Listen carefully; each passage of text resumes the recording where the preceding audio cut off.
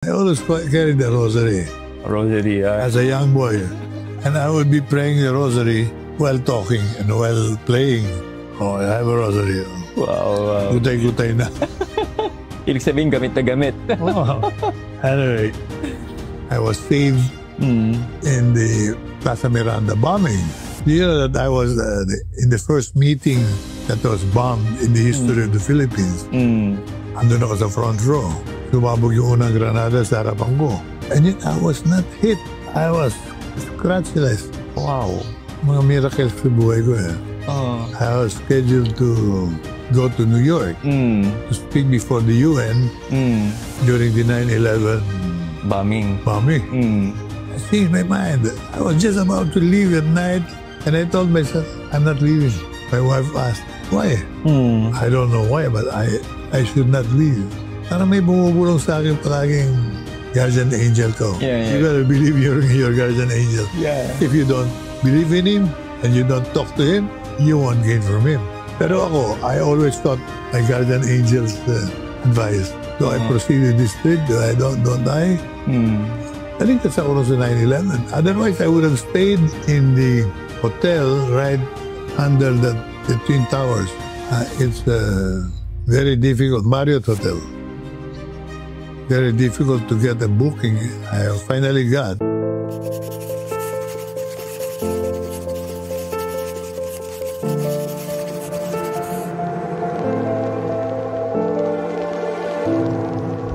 Kamusta po, Congressman Lito? Mabuti naman. Salamat sa pagkakataong ito. Yeah. Sa pong karangalan, Congressman, na makapanayam ka. Hindi na, baliktad. Ako naman ang nagpapasalamat sa pagkakataon tayo ngayon ipaliwanag sa lahat. Ating pinaglalaban. Yes Ating po. gusto mangyari sa atin. Yeah. Actually, kaya po na-connect sa inyo dahil po kay Brother Xavier Padilla.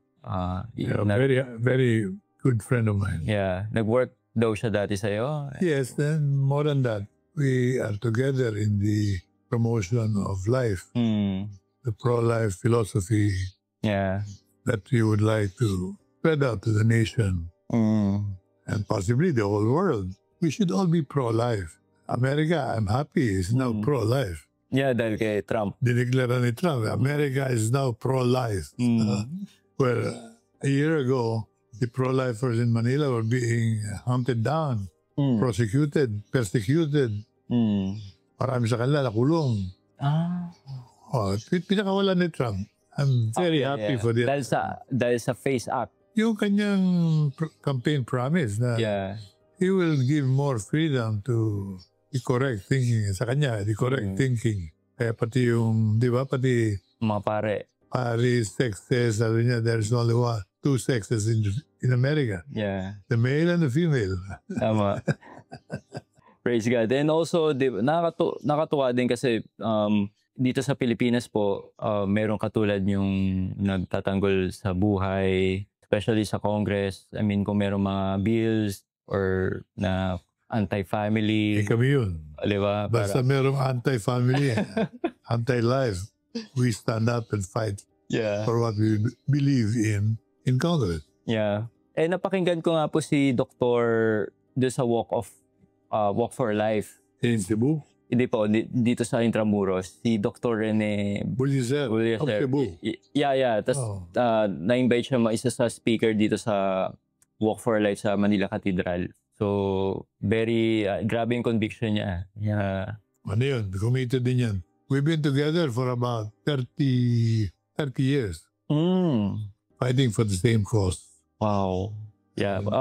Pag-usapan po natin yan later, Congressman. Pero gusto ko muna pong malaman yung, alam ko po yung you are a very devout Catholic. So, pwede po ba ma-share paano yung naging buhay mo nun?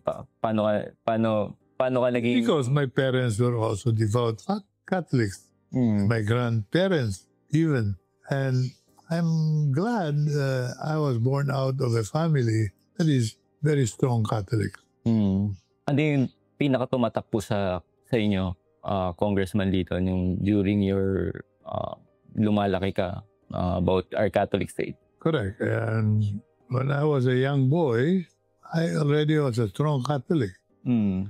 And I am sure I've been carried through life successfully and safely, precisely because of protection of my faith. Mm. I believe in God and how He protects His people. Mm.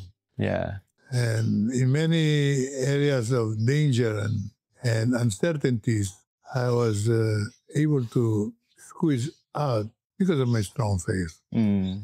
And I'd like to share this to everyone. Practice your faith, believe in your faith, Mm.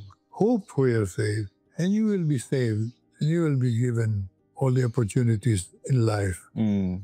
I've always fought corruption and bad government. Mm.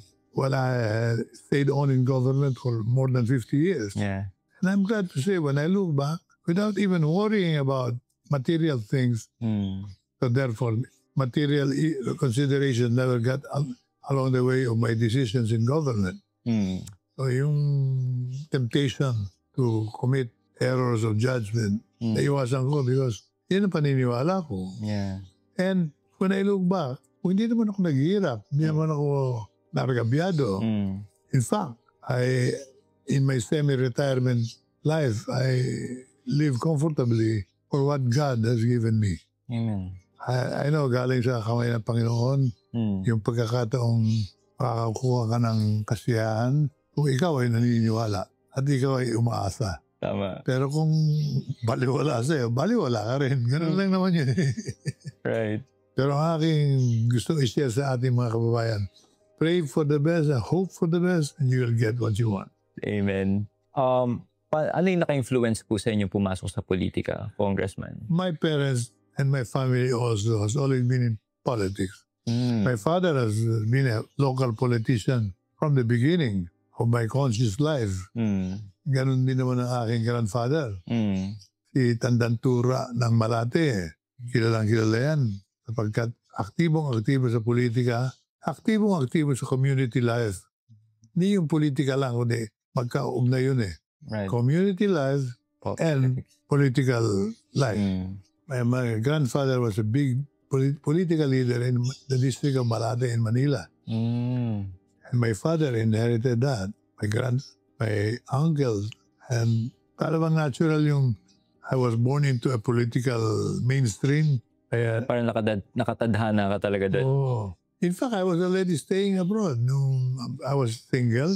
I was staying in Honolulu and dancing myself to existence. Wala akong ginagawa nun sa Hawaii. Sa Hawaii. Yun ba yung naka-influence sa inyo? Bakit puro rosas yun? Pero doon ako natutong mag-appreciate ng local colors. Para bang, bakit yung mga Hawaiians are proud of their local colors? Why are we shying away from that? Yeah. Parang kung anong gusto ng Amerika, yun ang gusto ng... Ang layo ng Amerika sa atin. Tama. We are very far from America. And yet, mga Amerikano, naka-Amerikano rin tayo. I wouldn't accept that. When I was mayor, I was joking. Malapit ko na ipagbawal ang Amerikana. Ang init-init, naka-Amerikana kayo sa City Hall. Pwede ba? O ba rin yan? Mag-relax tayo, ha? Magtrabaho tayo, maglingkod tayo habang magaan ang ating pakiramdam. Hindi yung nabibigatan ka. Wool pa yung Amerikana mo. Ang init-init. Tama. It's a statement of my belief that Filipinos should appreciate what they have and what they are. Yeah. Wow. Actually, kung hindi niyo po alam, bago po ako natira ng Antipolo, lumaki po talaga ako sa Tondo. Condo Manila, Batang Condo. No, naka-Amerikana ba mga tao ron? Hindi. Naka-urban. Topless. Topless, tama. So almost 20 years din ako lumaki doon. Tapos, nung... Saan sa Tondo? Sa Dagupan po. Patao. Yeah. Divisoria, Tutuban, yan. Tapos nag-aaral ako sa Manila Cathedral School. Yan. Tapos nalipat nila kaming Cavite nung nag-work na ako. Tapos nung nag-asawa ko, nalipat ako ng Tipolo. Yan. Tipolo is a nice place to live in. You're out there in the hills. Yeah. Kaso matao na rin eh. Ngayon, Yeah. And the traffic, I'm sure, tricycle. could be very bad. Yeah. And the strong Catholic faith there, ramdam mo din. Oo. cathedral within the Antipolo. And Kong, bakit niyo po pinili maging matapang na tagapagtanggol ng buhay kahit maraming kontra sa paninindigan mo? Yun ang paniniwala ko. Yan ang aking pananampalataya rin. It's connected to my faith, my religion, and what I studied in life. I took up studies in Catholic schools. Natutunan ko yung sumunod ka sa utos ng Diyos. Mahalaga yun. Right. And I learned how to pray. I learned how to call on God whenever I was in need. And all the time I was saved. I remember I was in a sinking boat in the middle of a storm. Okay. Indian Island lang. Pero gabi. Kaya ako, maniwala ka, ang alon gabundok. Yung vapor namin parang peanut shell. Pag ganun lang sa tubig. Wala na, akala ko that's it. For me, I was a young man. I was the dancer of the Bayanihan Philippine Dance Company. We were going from one island to another on an inter-island schedule. Inabot kami ng bagyo in the middle of the sea. Sa may Masbate Sea. Yeah. That exact time, another boat sank in the area, yung MV Rizal. Mga 2,000 people perished. Kami, akala ko tapos na. Pero I was praying my rosary. I always carried the rosary. Rosary, as a young boy. And I would be praying the rosary while talking and while playing. Oh, I have a rosary. Wow. Gutay-gutay na. Ibig sabihin, gamit na gamit. Anyway, I was saved in the Plaza Miranda bombing. You know that I was in the first meeting that was bombed in the history of the Philippines. Andun ako sa front row. Sumabog yung unang granada sa harapan ko. And yet I was not hit. I was scratchless. Wow. Mga miracles sa buhay ko eh. I was scheduled to go to New York to speak before the UN during the 9/11 bombing. I changed my mind. I was just about to leave at night and I told myself, I'm not leaving. My wife asked, why? I don't know why, but I should not leave. Parang may bumubulong sa akin palaging guardian angel ko. You gotta believe your guardian angel. If you don't believe in him and you don't talk to him, you won't gain from him. Pero ako, I always thought my guardian angel's advice. Do I proceed with this trip? Don't I? Naligtas ako nun sa 9/11. Otherwise, I would have stayed in the hotel right under the Twin Towers. It's very difficult. Marriott Hotel.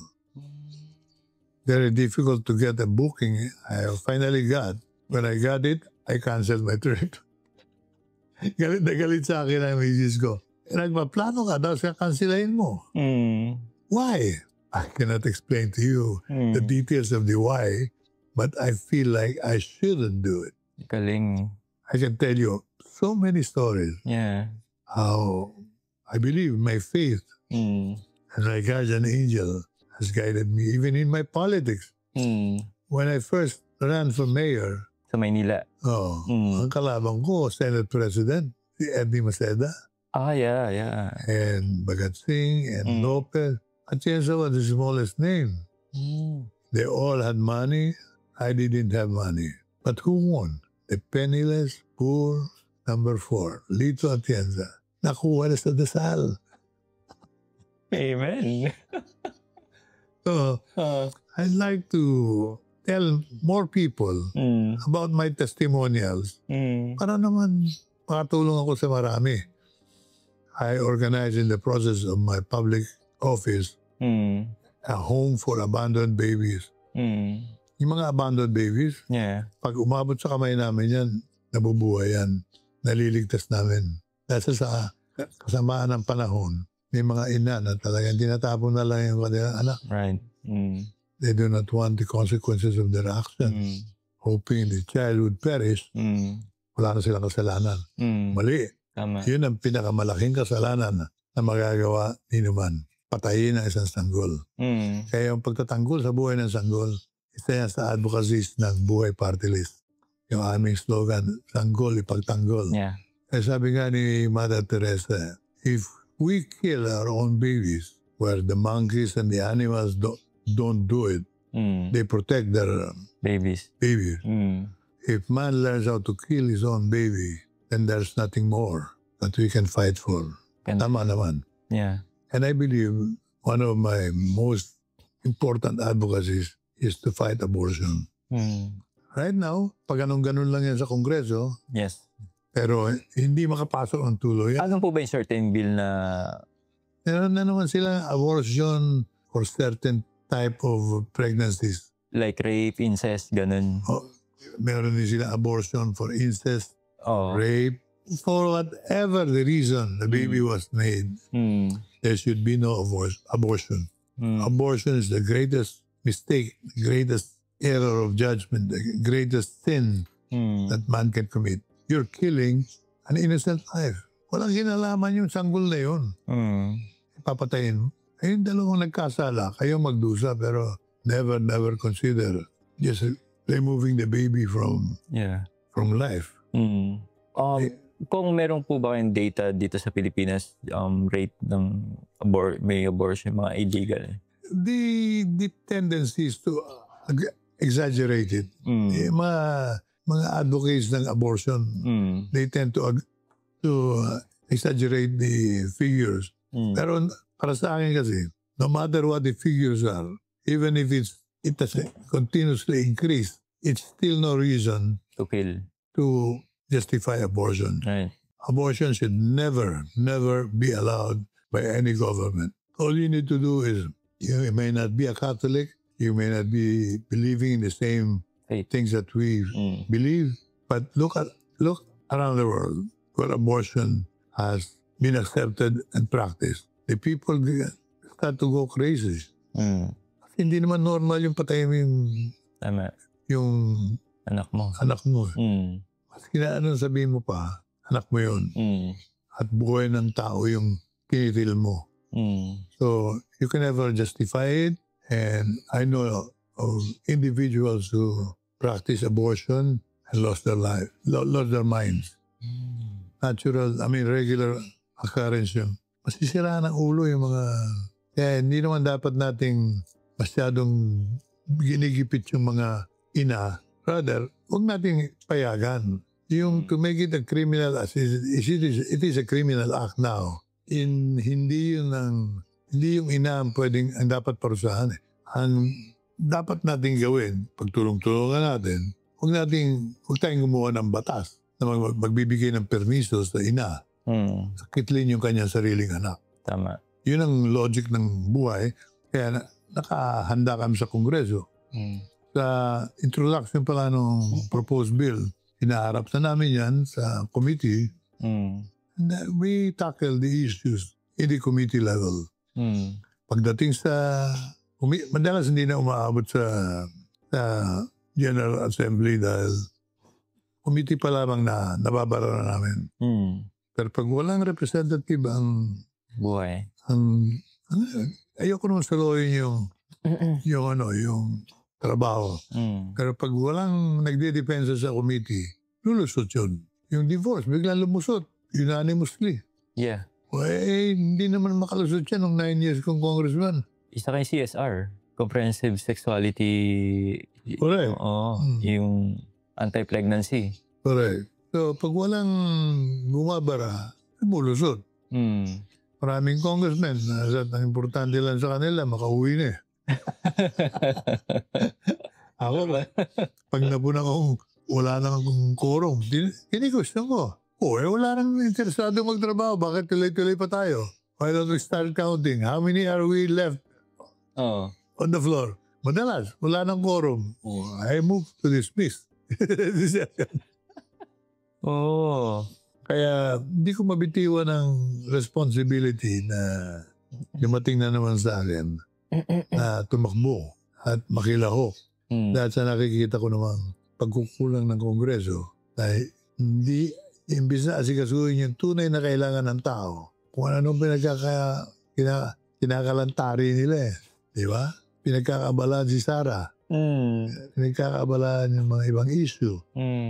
Pero yung divorce, sumusod ng very, very easily. So there's something wrong with Congress. I hate to say it because I love our democratic way of life, and Congress is a part of democracy. But there is surely something very, very wrong with the way Congress is being run now, and I'd like to help shape it up. Amen. Hindi pwedeng pa ganyan-ganyan ang Congress. Yeah. Questions about appropriations and budget.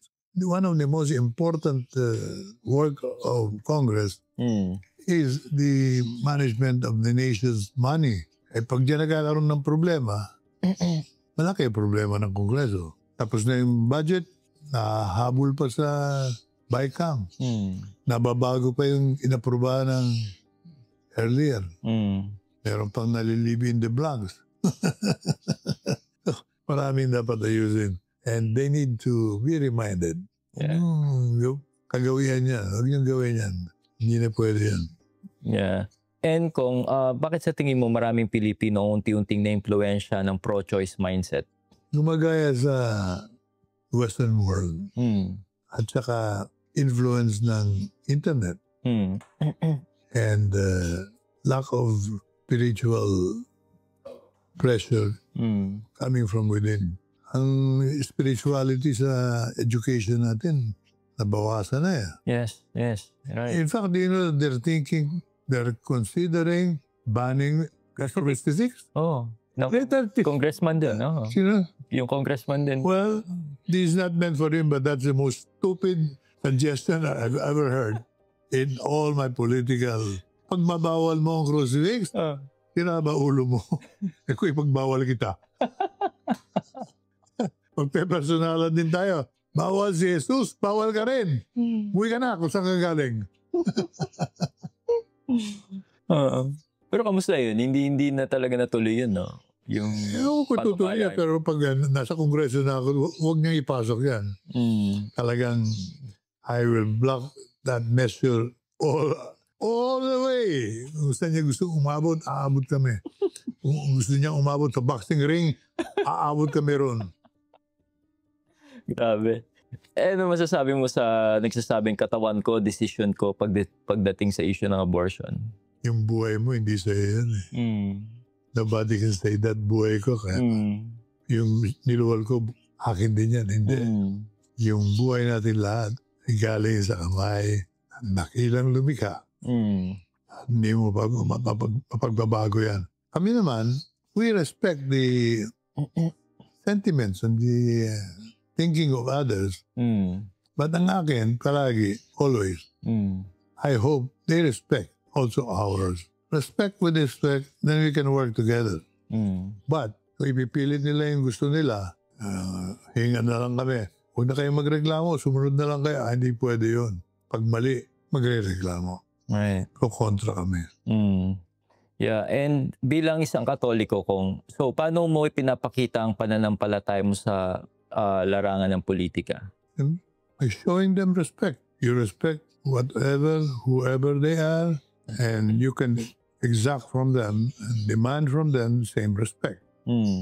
Sa atin naman sa Katoliko, respect is a very important element. And we do not wish to go against anything and anyone simply because we differ. Right. Pero kung mali at makakasama sa tao at makakapagpahirap sa bayan, kukontrahin natin. Yeah. Marami naman sa conflict namin sa Kongreso. Kami me personally, pinagtatalon na namin yun. Ano makakabuti sa bayan? Yung pinag-usapan yung China Sea. Siyempre, position namin yan. Defend our own. Yung pinag-usapan yung Benham Rice, hindi alam na maraming tao ito eh. We have developed or rather discovered a vast area in the north, on the eastern side of Luzon, called Benham Rice. Yeah.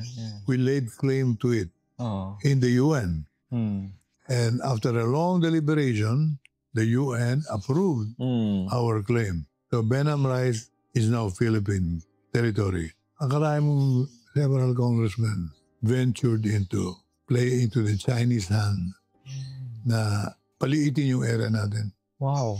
Sabi ko, ano ba kayo? Wala kayong pagmamahal sa sarili nyo? Hindi ko tinatanong, mahal nyo ako, pero mahal ba nyo sa sarili nyo? Mahal ba nyo mga anak nyo? Yeah. Ang hirap natin ipinaglaban, makuha natin yung area yan. Ngayon, gumagawa kayo ng batas na gusto nyo aprobahan ngayon that night. Na magiging maliit yung era natin. Instead of 24 million, bigla na lang magiging 200 hectares. 200,000. Sabi ko, ano ba yan? Sabi. Maligaya ba kayo sa binayad sa inyo? Nagalit, ha? Kahit na... I-insulto si Congressman Atienza. Hindi ako nang-insulto. Nanggagalit ako dahil nagagalit ako. Yung mga ganon. Hindi bali kayong mag-away-away. Kung mali, mali. Ang akin naman, kung mali sila, tama naman ako. I don't care who they are. I don't really care. Kaya, the lesson here is we need good men in Congress. And I hope more good people decide to enter politics because it is the best contribution that they can give to our nation and their families and themselves. Do not shy away from politics because of the wrong, bad notion that politics is bad. Politics is this, politics is that. It's only bad because only bad people go into it. But if good people go into politics, then politics will be good. Yun lang yun. Anyway, sasabi mo parang nilalamon ng sistema daw pag papasok. Then temptation will immediately come in, yes. I agree with that. Pero we should be strong enough to stand pat on our sentiments, feelings, beliefs, religion, lessons, everything. I cannot sway away from my own father's guidance. In the dying moments of my father, I remember he whispered something to me. Akala ko may bibigay sa akin niya. Sekreto, Zilito. I heard distinctly what he said. Wala akong yaman na ipamamana sa'yo. Pero meron akong mas higit doon na pakikinabangan mo. Ang pinag-ingatan kong pangalan. Wow. Sapagkat mahigit sa ginto ang halaga na iniwanan kong pangalan. Wow. I have worked very hard for our people. Nasa gobyerno rin sa palagi. And I have thought nothing for myself. That is the reason why I have nothing for you. Not even one centavo. Pero meron akong gintong pangalan na pakikinabangan mo, alam ko. Paano niya nakita ang future na I'd become mayor, I'd become congressman, because of his good name. Kaya, pag may temptation, ang daming temptation. May magbibigay ng perang malaki. Talagang doon ko nilalakasan ang sarili ko. Kaya naman. So, my best example is myself. Just ask your guardian angel to be on guard. Putulin niya. yung kamay lang nagpupumilit. Talagang the temptation could be very, very great and parang hindi mo matatawid. Pero matatawid. I am 100% sure anybody can resist the temptation of corruption as long as he or she is determined to do so. Amen. So, yung aking admonition sa lahat. If you have good intentions for your people, join government because we need good people in government. Hindi yung ang papasok sa gobyerno, yung lamang interesado sa pera. First opportunity, kukunin yung pera. Right. Naniniwala pa rin ako na may plano ang Diyos sa Pilipino. Hindi lang natin talaga na organize pa sarili natin. We have everything. Minerals, we have food. Do you know that we are number 5 in the world for gold deposit? Oh. Number 5. Oh, nice. Pero bakit hindi pinakikinabangan ng tao? Yeah. We have oil. Discover na natin yan sa Palawan, sa Lambalaympaya. Bakit hindi pinakikinabangan ng tao? We have an abundance of drinking water. Bakit hindi pinakikinabangan ng tao? What is wrong? Ako, I'm not bragging, pero I think I'll have to tell the truth. As far as I'm concerned, ang gobyerno may pagkukulang. Tubig, let's talk about water. Many countries don't even have drinking water. Middle East is one. Dubai. Yeah. Singapore. Tama. Hong Kong. Pero bakit angat sila sa ekonomiya? Tayo, sobra-sobra ang tubig natin. Ang mahal-mahal ng tubig dito sa atin. Sino pinahihirapan? Ang mahihirap. And this time particularly, pag kami nakapasok sa Kongreso, one of the first bills that I will propose is to make drinking water free for every citizen. Wow. They may laugh at me. I will take it all and I will defend my position. It can be done. The way I proposed benefits for the elderly in the 1970s, they laughed at me. Ikaw naman, puro matatanda iniisip mo. Sapagkat pinagkakautangan natin sila na ating buhay ngayon. Right. Pero wala na silbi ang mga, kaya nga natin dapat tulungan. I was fighting for the seniors to benefit. Tapos na yung kanilang tawanan, sila mga namatay. Tatanda kang maaga at yasa. Salamat naman sa Diyos kung tatanda ako. Kaya pag tinatanong ko mo matatanda ngayon, mukha ba akong matanda? Kasi parang hindi ka na nagbabago. Yung napapanood pa kita sa Maynila. Sabi nila, tatanda raw ako. Yung mga nanunukso sa akin, patay na lahat. Puyat, Hernandez, Mel Lopez, Bhagat Singh, marami sa kanila patay na. In other words, ang aking kidding aside, yung panahon namin sa Kongreso, gugugulin ko, lalo-lalo na sa panahon natin ngayon, na lahat ng mga medyo nakaligtaan natin, nakalimutan natin sa nakaraan. Free water. Share in the oil production. Sa batas natin yan. Ang tao dapat may parte doon sa gasolina na napaproduce natin sa Malampaya. Hindi yung parang quiet na lang tayo, bahala na ang presidente. Look, I trust the president, but I don't want to entrust him with everything we have. Right. Parte mo naman sa tao yan. Mr. President.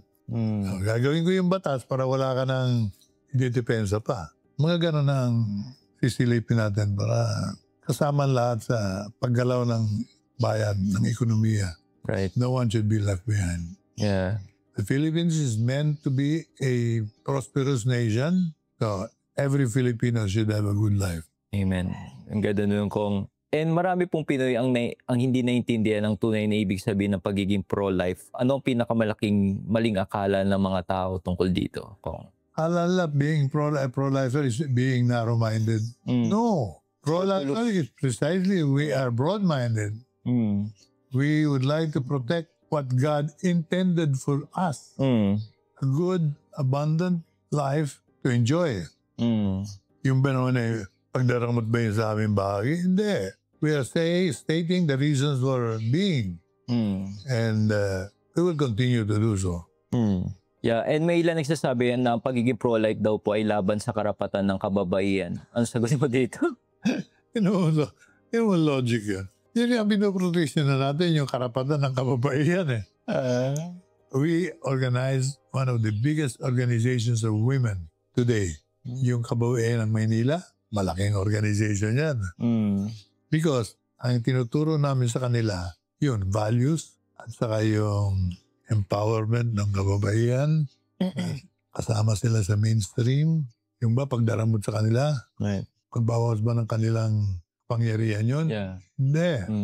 We feel that the women should be given all the opportunities at a better life. Hindi sapat yung meron silang trabaho na ngayon. May trabaho pero meron bang respeto sa kanila? Yun, kaya yung interrelated lahat yan eh. Pag kinukontra natin yung abortion, yung ba'y pagkontra sa kanilang karapatan o pagtulak ng tama sa pamumuhay? Depending on how you look at it. So, but I can stress that being a pro-lifer is being on the correct side of issues in life. Hindi ka dapat irresponsable. Dapat, lalo na kung ikaw ay isang ina na. Ina ka na inuman pa kayo ng inuman sa gabi. Tapos sabihin mo, huwag kayong makialam sa buhay ko. Ba hindi. Tungkulin namin pangaralan ka dahil nakikita namin mali yung ginagawa mo. Tama. Yeah. And kung may posibilidad bang mabalik ang death penalty sa bansa? Anong opinion mo bilang pro-life advocate? Hindi kasi solution talaga ang death penalty sa fighting criminality. The death penalty ends everything. So hindi punishment yun. when you end the life of a criminal, you're actually not punishing him. You're giving him an easy way out. Bye-bye. That Campbell. So ito yung ikulong siya nang walang chansang makawala. Allow the prisoners to serve the full length of their sentence, and that is the better punishment without taking the life that you don't own. The life is not owned by the state anyway. It's owned by God. Amen. So, hindi ayaw ng Diyos ng death penalty, dapat tanggihan natin. Unang-una, hindi efektibo. It is not effective to expect. It's not good to expect a criminal to reform because he is facing a death penalty. Kung hanap lang na lalo-lalo na kung ang criminal justice system ng bansa, katulad natin, medyo defective pa, mahina pa. Hahanap ka lang ng padrino. Dito sa atin, hindi nga napaparusahan yung mga talagang gumagawa ng kasalanan eh. Nahuling nagnanakaw, ang laki-laking salapi. Nakulong ba? Nakapwesta pa kayo sa gobyerno. Hindi yung severe penalty is not the solution. It's the real, consistent delivery of justice. So therefore, reforming the criminal justice system is more necessary than imposing the death penalty. The death penalty will only make us more immune, more manhid sa violence. Because akala natin yung buhay, nasa ating diskarte. Right. Life is never in the discretion of man and government. Life is sacred. Even the criminal's life is sacred. It cannot be just taken by the state and allow him to realize his errors. And you don't know. He may reform and he become even a good person. Marami kong kilalang mga criminal-minded nung bata kami. Pero ngayon, mga disiplinadong, several of them are even political leaders in the regions. Really? Of course. Naalala mo ba huwag mo gagalit ng kaibigan ko, Bing Bong Crisologo? Di ba, modern na, charismatic? Ngayon, very active. Kasi natuto siya rin habang nakakulong. Pero nung araw, kriminal ang tingin natin sa kanya. Parang hindi pa ako napanganak nun. Kami, kaibigan mo, tali ko yan eh. I'm very happy for him because he reformed and he proves the change in him.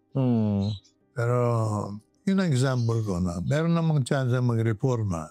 We cannot din. We can never be God in the sense that we would know the future of any individual. No. Yeah. Only God knows that. Amen. Basta sundin natin yung general principles na respect life, protect life, and that's more important. Yeah. And kung yung sa usaping divorce, I'm sure ibabalik ulit yan sa Congress, yung bill na yan. So, ang usually nakikita kong sa social media na para daw makawala yung mga babae sa mga abuser kasi kaya gusto nila ng divorce. Ano masasabi mo doon? Meron tayong batas. Pwedeng paghiwalayan yan. Pwede. Talaga hindi na pwede yung kanilang marriage. Sinasaktan yung babae.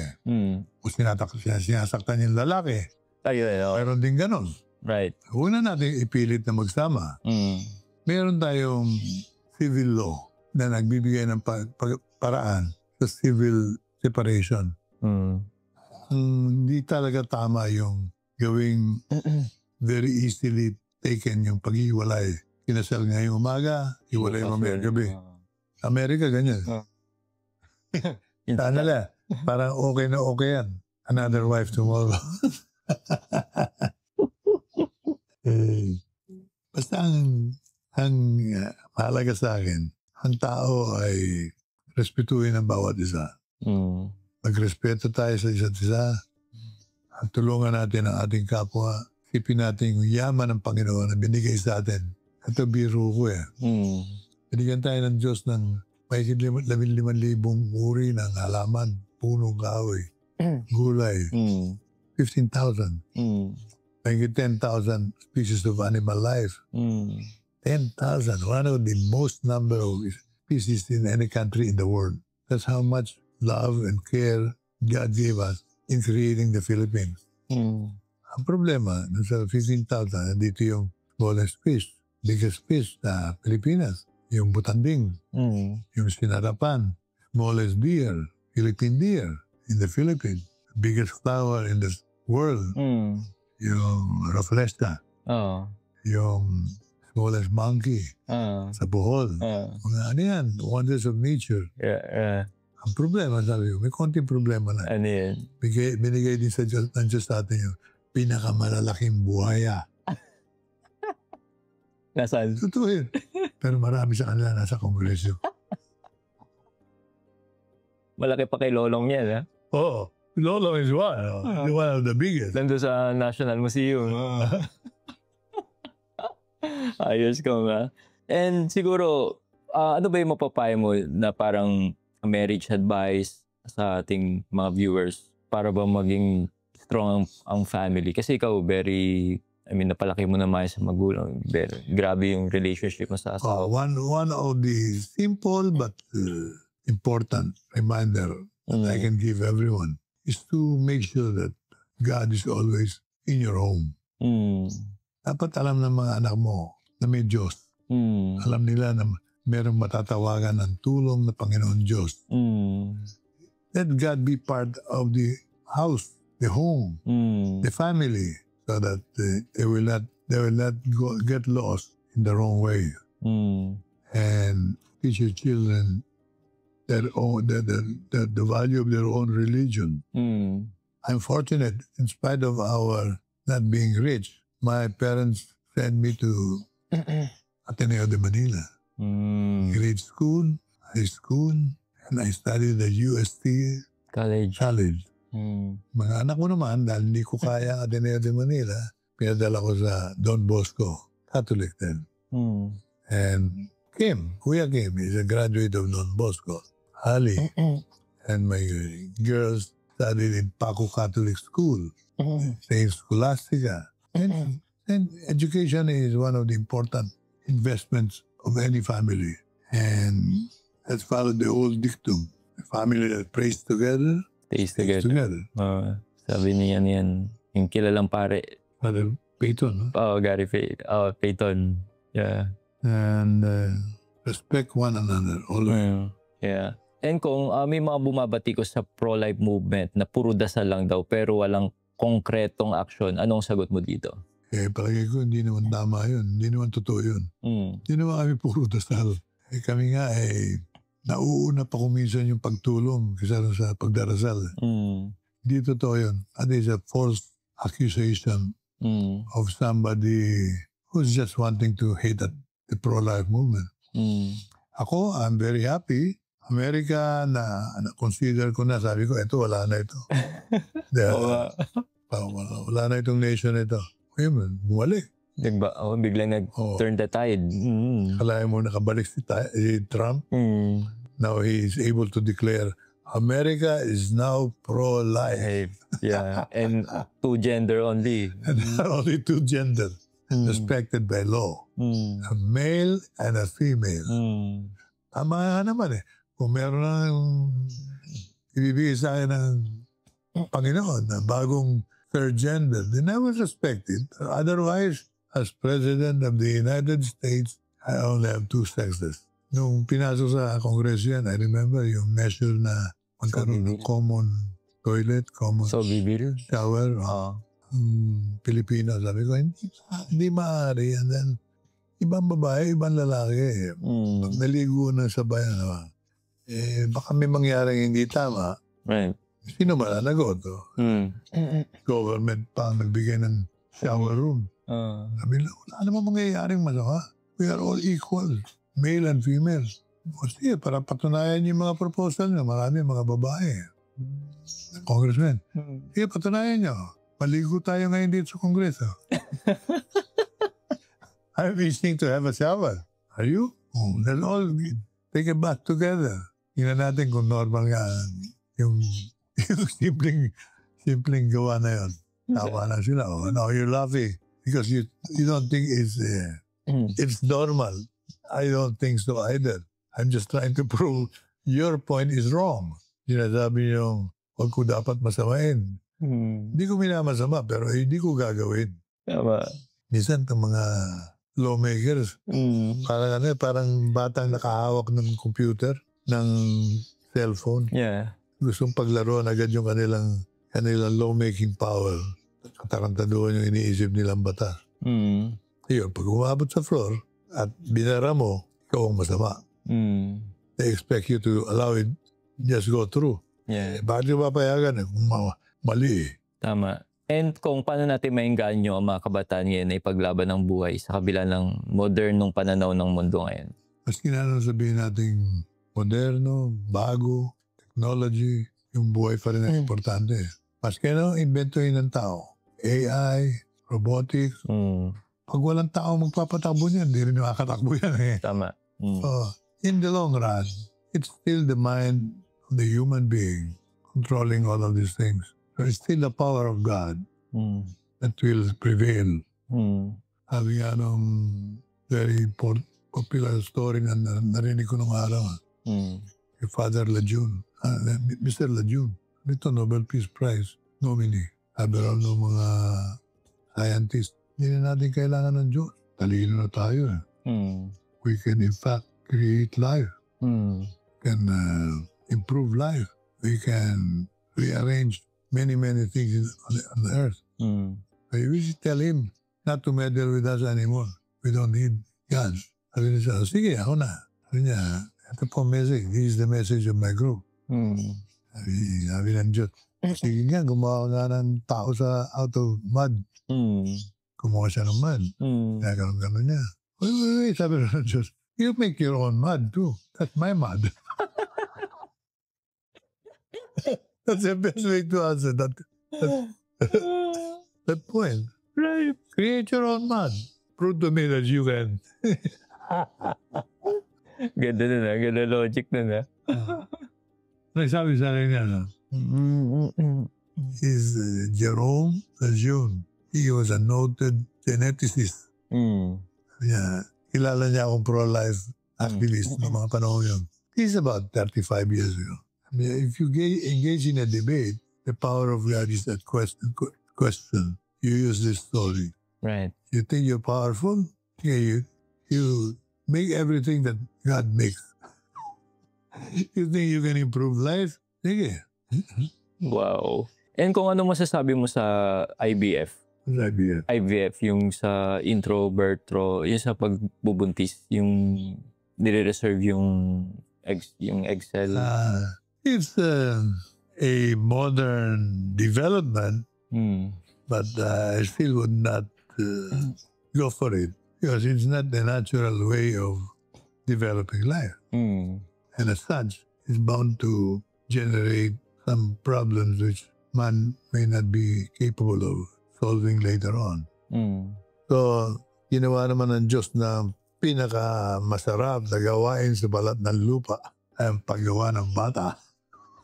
Bakit pa niya babago-baguhin? Nagamit pa kayo ng makina. Gamitin niyo yung sarili yung kapangyarihan na binigay ng Diyos. Paano kung yung mga hindi talaga magkaanak kong? Maraming paraan eh. Bukan yung lahat ng paraan. Pero as much as you can, you should refrain from all of these mechanicals and technical ways of producing life. It may not be the best all the time. Yeah. And kung sa, anong masasabi mo sa mga contraceptives, sa mga pills, based on sa study nyo, ano ba epekto nito sa... Karamihan dyan, mga damaging to the woman's physical condition. Pills and anything that goes against life is dangerous to anybody. And you may not get the bad impact right away, but it could get to you sooner or later. So I would not suggest it. At saka yung mentality na ng contraceptive, that by itself is not good. It affects the person's thinking that maging contraceptive siya. Contraceptive meaning against life. Mawawala siya rin sa pro-life influence. Mapupunta siya sa anti-life elements. So, we keep on reminding people that allowing the contraceptive mentality to flourish will create a contraceptive surrounding environment. Yes. And yung mga bata na malululong sa contraceptive life, sasanay na maging contraceptive. Yan yung gusto nila ipasa, yung anti-pregnancy, di ba, as low as 10 years old, below. Turuan ng self-pleasure. Mas mabuti raw yan sa dangers of pregnancy. Gusto mo bang magkaroon ng early access? Kumbaga, ikaw yung unang makakapanood ng mga na-interview ko, mga guests dito sa ating programa na Istoryang Katoliko. Magagawa mo yan, mga ka-faith, by joining my Patreon group. Kasi sa ginagawa ko na pag-i-interview ng mga different guests dito sa Pilipinas at sa ibang bansa, actually, hindi ko pa talaga siya na-edit at na-upload agad. Marami pa akong backlog kasi nga, I'm a one-man team dito sa ginagawa ko. So, most of the time, ako talaga nag-edit.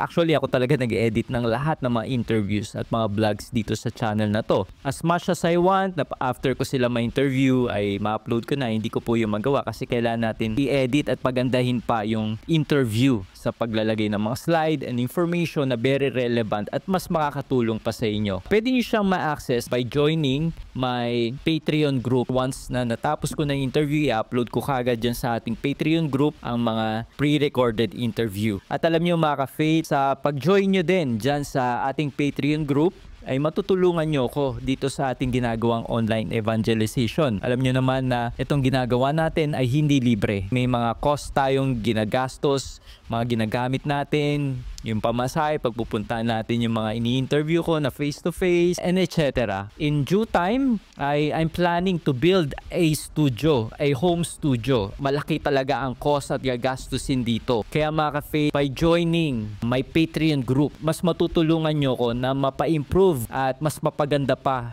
at mapagpatuloy pa itong ginagawa natin na online evangelization. Di lang kayo magkakaroon ng early access, kundi matutulungan nyo din ako dito sa ating online evangelization. Kumbaga, you will be my partner in doing this. Kung wala kang gifts na ginagawa ko, magsalita, mag-interview, pero may capacity ka to help me in this mission, ay magiging mag-partner tayo. Ako gagawa ng pag-i-invite, pag-i-interview, but at the same time, alam ni Lord na you help me and you've been partnering me with this mission. Kaya mga ka-faith, para maka-join ka dito sa ating Patreon group, ilalagay ko yung link kung saan mo pwedeng ma-access itong Patreon group na to. May cost siya, may konting babayaran ka lang, pero yung magiging benefit naman yan sa'yo spiritually ay sobrang overload. Thank you so much and God bless.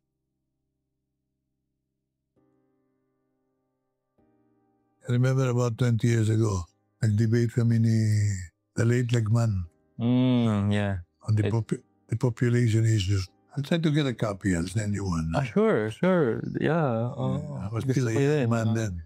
Siya pa nagbayad ng airtime. Tinamon niya ako and there. Saan nyo ginawa yan? Saan nyo ginawa yan? Oh, would you debate with me on radio? I go, I will not debate with you, but I'll explain things to you. No, sige. Ako na bahala. Siya nagbayad. Delivery pa yung ano ko, yung share ko. Nagdebate kami on the issue of population, which involved pregnancy, and divorce, family. Lahat na sabihin niya, nasagot ko ng maayos at malinaw eh. Galit na galis yung coach niya. May kasama ko siyang coach eh. Anak niya. Tingnan mo naman eh. Tagalog ka ng Tagalog. Sabi ko siya, Englishin mo, wala na. Mas magaling ka sa English. That was a great night. Kailan po yun? Tagal na. Man, yung 25 years ago. Na-air siya sa TV? Isang channel po. ANC yan. ANC na? Si Dong Puno yun siya. Yeah. Si Dong. Yeah. May pa si Dong. Gusto mo mapanood yan. Ang ganda. Manong ka tayong kopya. Sure. Thank you po.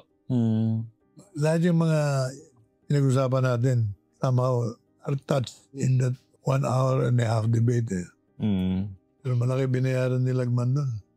Just to make him look funny. Ay ko, tinuturo mo mali eh. Mali. Turo mo yung natural purpose of life. We should multiply, not downsize. Yeah. And kaso sa Senado, si Sen Risa talaga yung nagpupush ng mga getong bill. Kaya gusto kong makabalik sa Kongreso. Hindi man ako senador, pero from Congress, we can contribute our efforts to prevent these committed individuals. One of them is Risa. Yeah. And kung bilang batikan sa politika, paano mo naisipas ang pro-life advocacy sa susunod na henerasyon ng mga leader? Suntok sa ito suntok sa kawalan. We just have to keep on being consistency and accuracy, na hindi tayo makitaan ng pagkukulang at pagkakamali.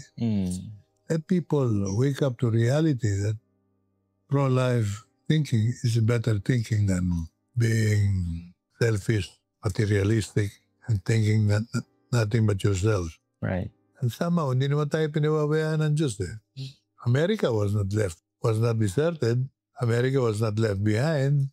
America is now pro-life. I really can't get over that. America is pro-life. When there were times when I went there to join the picket line and be arrested by local policemen there because of what Americans pro-lifers believe.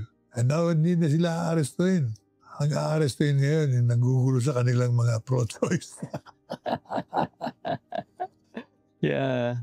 Lalo na nung panahon ni Biden, yung face act niya na yung meron, nagdasal lang, kinulong. Nagdasal lang sa harapan ng abortion clinic, kinulong. Parang sad. And so ano yung huling mong mensahe sa mga Katolikong Pilipino na gustong ipaglaban ng buhay pero natatakot o nag-aalinlangan? Umasa kayo sa tulong ng Panginoon. Kung kayo marunong magdasal, then kayo ay umaasa. You are hoping for God to respond. He will surely respond. Dapat matuto tayong maniwala, manampalataya. Hindi tayo nagkamali sa ating pananampalataya. To me, the Catholic religion is the best religion. I have a grandson. He is eldest of Kuya Kim. Everybody calls him Kuya Kim. Let me call him Kuya Kim. He has a son studying in the States. He's a receiver. The youngest pilot licensed in the Philippines. At 16, he was flying a plane. Wow. He became a boxer. He tried his hand in the sports of boxing. He graduated in TAF in America. And wala siyang religion all the time. Lumalaki siya.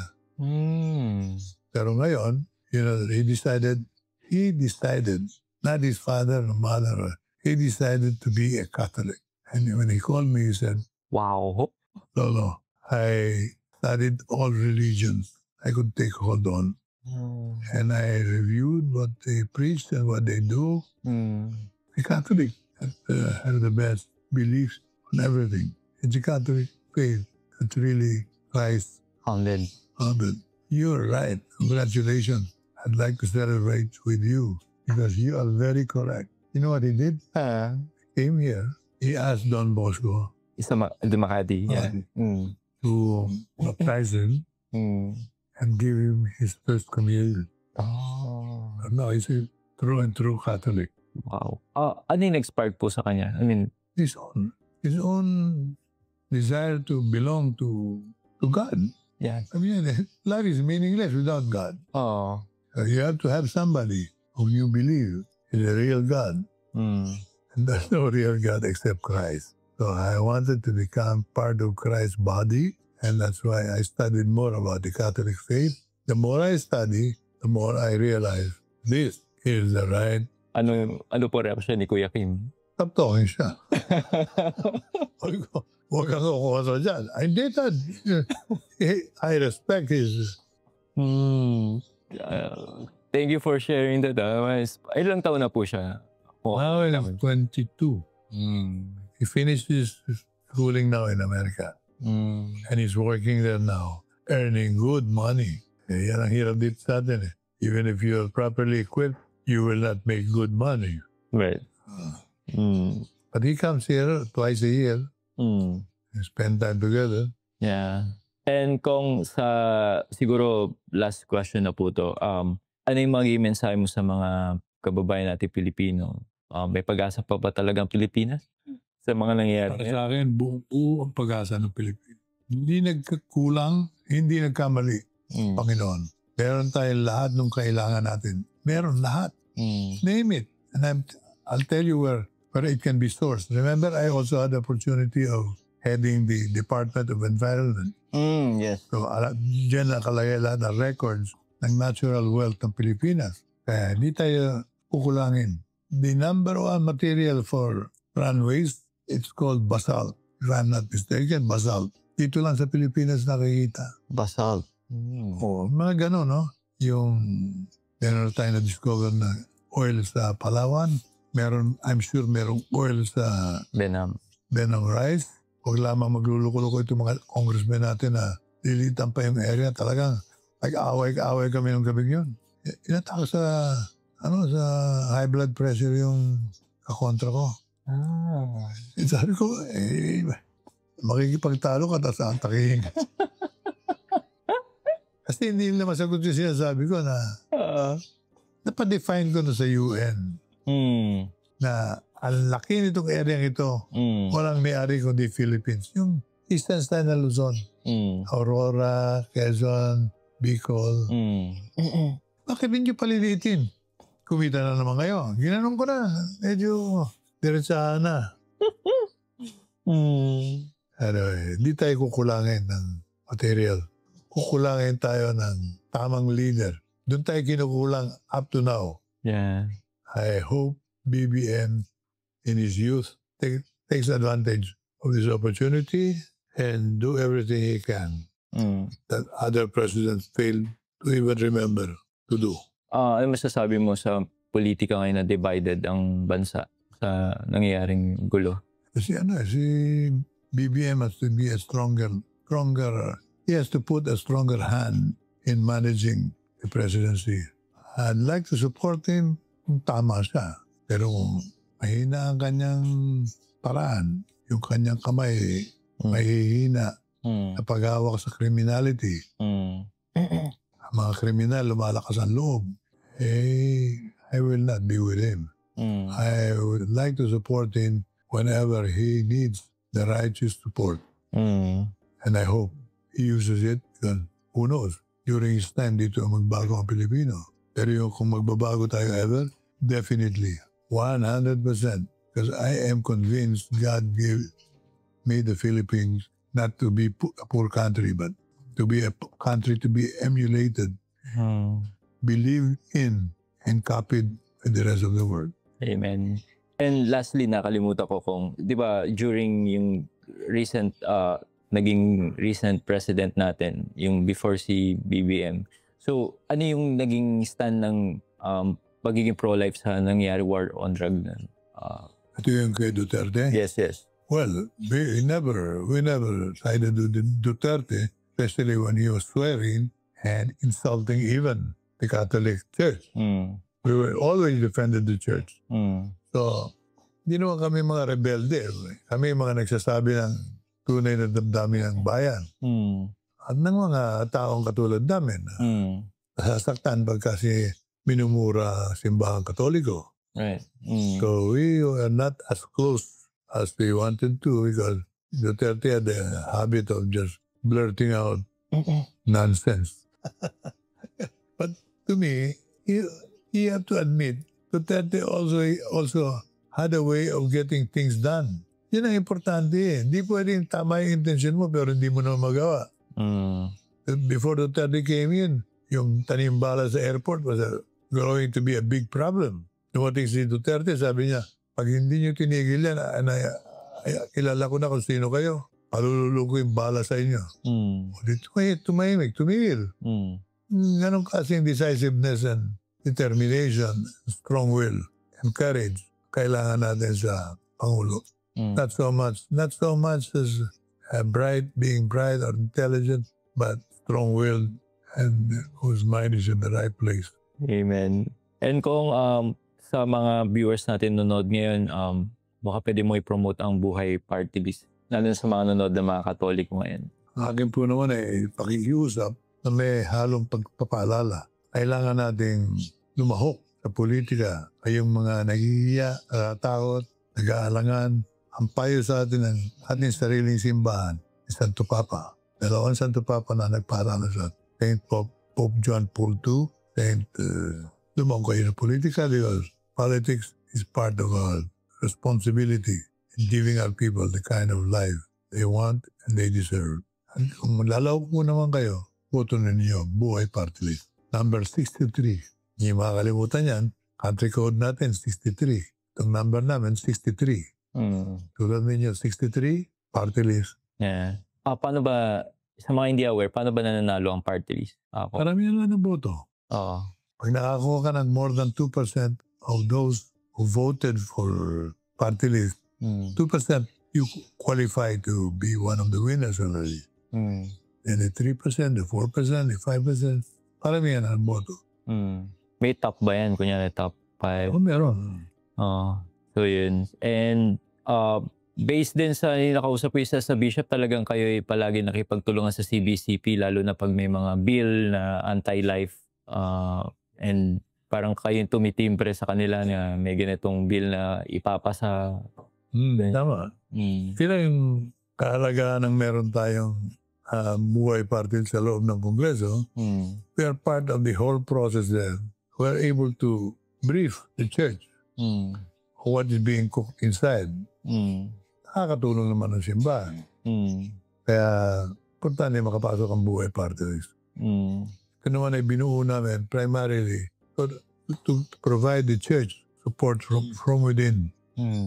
Support from without. Andiyan kayo lahat ng mga lay leaders. Pero sa loob, wala ang buhay doon. Wala akong alam na party list na kasing committed ng buhay sa ating Katoliko.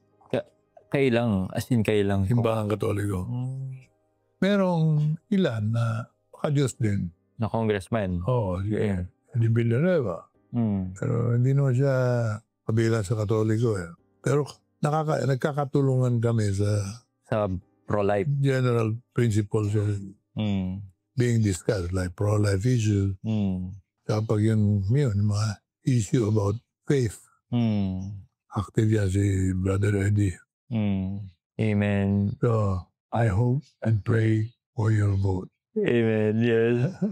So, thank you so much, Congressman Lito Atienza, at isang karangalan na nakapanayam ka at sobrang dami ko natutunan sa iyo sa buhay, sa politics, and even faith, and sa mga word of wisdom mo na shinare at sobrang nakaka-inspire. So maraming salamat at rest assured that we are, bilang Catholic, we support fighting for life, family, and syempre for the Lord. And congratulations for your rosary.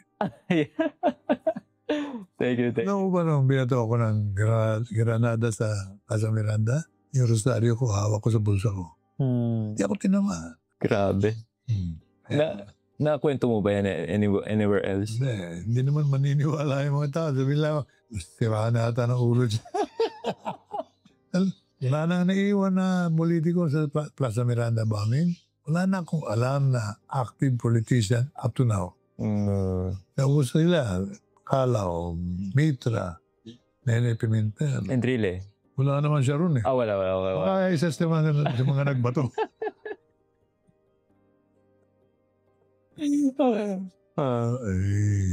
Janos Menya, wala na rin. Ilan taong ka na po ba? At that time? Hindi, kayo po ngayon. Ngayon? Huwag na, lalakasan lang mga labang ko. I can tell you that my mind is still very, very fine like wine. Yeah. But it's just that I had a double knee operation. Masakit. Dami nila, masakit daw. Hindi lang masakit, masakit na masakit. Pinalutan niyang tuhod nyo. Masakit na masakit. Gumagaling na, sa awa ng Diyos. Pagpe-pray pa natin yan, Kong. And especially ating mga viewers na nanonood ngayon. Yeah. Yeah. And thank you po talaga. And pwede po ba tayo mag-close ng prayer po, Kong? Please. So, in the name of our Son, the Holy Spirit. Amen. Lord Jesus, maraming salamat po sa araw na to. We thank you, Lord, for the life of Congressman Lito Atienza at kanyang buong pamilya at kanyang mga kasama. And Lord, we ask you to continue to guide them and strengthen them, Lord, in fighting life and their advocacy in standing for what is right and standing kung ano po ang turo at totoong turo ng Diyos tungkol sa buhay at sa pamilya. Lord, we ask you to cover him with your most precious blood and always protect him and guide him and fill him with wisdom and strength and perseverance, especially in this tough battle of fighting because of this many ideology na maraming gustong ipasok dito sa aming bansa. And we also ask for the intercession of our Blessed Mother, Our Lady of Guadalupe. And we ask for your intercession for the life of Congressman Lito Atienza. And all this we pray, in Jesus' name we pray. Amen. In the name of the Father, and the Son, the Holy Spirit. Amen. So, thank you so much po, Congressman, and Thank you. ang karangalan po. God bless po.